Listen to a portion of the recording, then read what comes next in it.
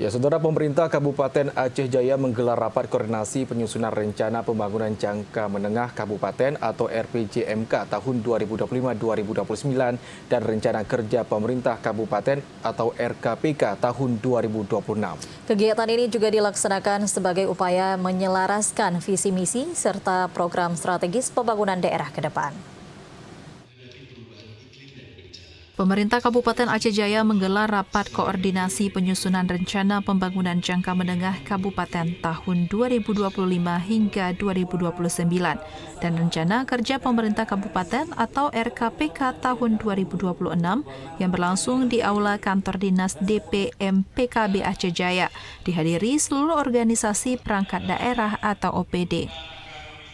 Rapat itu bertujuan untuk menciptakan sinergitas dan harmonisasi antar lembaga guna memastikan arah pembangunan jangka menengah sesuai dengan kebutuhan dan potensi daerah, serta menyatukan arah pembangunan kabupaten dengan kebijakan strategis provinsi dan nasional.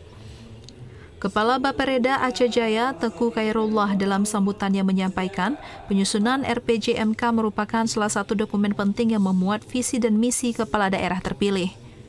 Dokumen ini menjadi landasan bagi OPD dalam menyusun program dan kegiatan pembangunan, termasuk RKPK sebagai perencanaan anggaran dan pelaksanaan program prioritas tahun 2026. Sementara Bupati Aceh Jaya, Safwandi, menegaskan komitmennya untuk melibatkan berbagai elemen masyarakat dalam proses perencanaan, guna memastikan program pembangunan yang disusun benar-benar menjawab kebutuhan masyarakat dan mendorong percepatan pembangunan daerah yang berkelanjutan. Bahwa Muslimbang ini dapat berfungsi sebagai perwakilan dari setiap kecamatan yang ada di Kabupaten Aceh Jaya. Dan kemudian kita selaraskan dengan program Pak Prabowo ataupun program pusat, kemudian dilanjutkan tangga yang kedua yaitu program provinsi, sehingga program provinsi dengan program Kabupaten Aceh Jaya adalah sinkronisasi sehingga tidak ada terkendala maupun nanti waktu evaluasi di provinsi.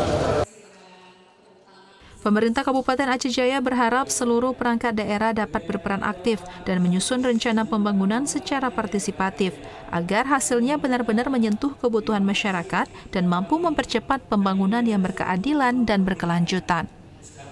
Dari Aceh Jaya, Muslia di TVRI Aceh melaporkan.